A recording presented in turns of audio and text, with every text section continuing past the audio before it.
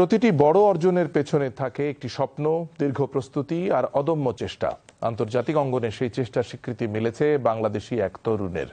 চীনের শেনজেনে অনুষ্ঠিত নবম আন্তর্জাতিক ইকোনমিক্স অলিম্পিয়াডে বিশ্বের ৫৭টি দেশের প্রতিযোগিতার হারিয়ে আইইও ইউথ টক বিভাগে বিশ্ব চ্যাম্পিয়ন হয়েছেন বাংলাদেশের জাইফ বিন মোর্শেদ। তার এই অর্জনে প্রমাণ করেছে সুযোগ আর সঠিক প্রস্তুতি পেলে বাংলাদেশের তরুণেরাও বিশ্ব সেরা হতে পারে। তার এই সাফল্যের গল্প জানাচ্ছেন কুমার বিশ্বজিৎ রায়। একসময় যার স্বপ্ন ছিল খুবই সাধারণ, রিকশার চাকা ঘুরতে দেখে তিনি ভেবেছিলেন বড় হয়ে হবেন রিকশা চালক। কিছুদিন পর ট্রাকের বিশাল চাকা দেখে সেই স্বপ্ন বদলে যায়। এবার হতে চান ট্রাক চালক। শিশু মনের সেই স্বপ্নগুলো ছিল চলার, এগিয়ে যাওয়ার। কিন্তু সময় তাকে নিয়ে গেছে অন্য এক পথে। এবার আর কোনো যানবাহনের নয়, তিনি হতে চাইছেন দেশের অর্থনীতির চালিকা শক্তি। সেই স্বপ্ন নিয়েই একের পর এক ধাপ পেরিয়ে আজ আন্তর্জাতিক অঙ্গনে বাংলাদেশের নাম উজ্জ্বল করেছেন জাইফ বিন মোর্শেদ। স্কুল জীবন থেকেই পড়াশোনায় ধারাবাহিক সাফল্য। এরপর বাংলাদেশ ইকোনমিক্স অলিম্পিয়াডের দীর্ঘ প্রস্তুতি, কঠিন বাছাই এবং কয়েক মাসের নিবিড় প্রশিক্ষণ। দেশের ৪৮,০০০-এর বেশি নিবন্ধিত প্রতিযোগীর মধ্য থেকে নির্বাচিত হন মাত্র ৫ জন। সেই দলেই জায়গা করে নেন জাইফ। আমি ও লেভেলে ৯টা স্টার পেয়েছি এবং ৯টা স্টার যেটা হচ্ছে বাংলাদেশে হাজার হাজার ইংলিশ মিডিয়াম শিক্ষার্থীদের মধ্যে উনি ৩০ জন পেয়েছিলেন, তার মধ্যে আমি একজন। তাছাড়া আমি ম্যাথমেটিক্সে বা অঙ্কতে বিশ্বতে হাইয়েস্ট নাম্বার অ্যাচিভ করি। সব কিছু মিলিয়ে আমার পরিবারের সমর্থন, আমার স্কুলের সমর্থন, বাংলাদেশ ইকোনমিক্স অলিম্পিয়াডের পক্ষ থেকে যেসব মেন্টর ছিলেন সবার সমন্বয়ে আমি ইন্টারন্যাশনাল ইকোনমিক্স অলিম্পিয়াডে সাফল্য কামনা করেছি এবং আলহামদুলিল্লাহ একটি অর্জন বাংলাদেশের জন্য আনতে পেরেছি। এরপর গন্তব্য চীনের শেনজেন।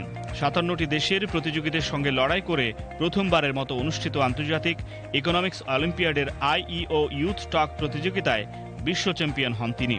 যোগাযোগ দক্ষতা, সমালোচনামূলক চিন্তা শক্তি এবং নেতৃত্বের পরীক্ষায় বাংলাদেশের লাল সবুজের পতাকাকে উড়িয়ে আনেন বিশ্বমঞ্চে। খুব খুশি হয়ে গেছি, বিশ্বাস করিনি। কিন্তু সবচেয়ে গৌরবের বিষয় ছিল আমার নামের নিচে বাংলাদেশ লেখা ছিল। এই বাংলাদেশকে যে আমি ধারণ করতে পেরেছি বিশ্ব মঞ্চে, যে এখানে প্রথম স্থান অর্জন করতে পেরেছি, এটাই আমার জন্য গৌরব না। বিশ্বজয়ের পরও থেমে থাকতে চান না তিনি। লক্ষ্য এখন বিশ্বের শীর্ষ বিশ্ববিদ্যালয়গুলোতে উচ্চশিক্ষা গ্রহণ।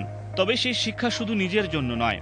জাইফের বিশ্বাস, আন্তর্জাতিক মানের জ্ঞান ও অভিজ্ঞতা নিয়ে একদিন দেশের অর্থনীতি, নীতি প্রণয়ন এবং উন্নয়নের পথ চলায় অবদান রাখবেন তিনি। যদিও বিদেশে আমি পড়তে যাচ্ছি, তবে আমি দিন শেষে বাংলাদেশে ফেরার আমার পরিকল্পনা, কারণ আমি বাংলাদেশের জন্য কাজ করতে চাই। আমি বাংলাদেশের নাগরিক, আমি বাংলাদেশের মেধাবী তরুণ। আমি বাংলাদেশে এসেই দিন শেষে বাংলাদেশ এবং আমার দেশ এবং মাতৃভূমির জন্য সেবা করতে প্রস্তুত। এই সাফল্যের পেছনে সবচেয়ে বড় অবদান কার? প্রশ্নের উত্তরে জাইফের বাবা বলেন, ছেলের এই অর্জনের নেপথ্যের নায়ক তার মা। একজন পিতা হিসেবে তিনি শুধু ছেলের পাশে থেকেছেন, তাকে নিজের সিদ্ধান্ত নেওয়ার স্বাধীনতা দিয়েছেন, স্বপ্ন দেখার সাহস দিয়েছেন। ঘরে যতটুকু যা করার, কোথায় কি করবে এগুলোর খোঁজ খবর নিয়েছি, বাট ওর আম্মু বিষয়টাকে বেশি সিরিয়াসলি নিয়েছিল। ছোটকাল থেকে সে গণিত এবং অর্থনীতির উপর তার একটা আগ্রহ ছিল। এটা তো বাবা হিসাবে আমি গর্ববোধ করবই। পাশাপাশি দেশের নাম রক্ষা করেছে, এটার জন্য অবশ্যই গর্ববোধ করি। রিকশার চাকা দেখে শুরু হওয়া এক শিশুর কল্পনা আজ পৌঁছে গেছে বিশ্ব মঞ্চে।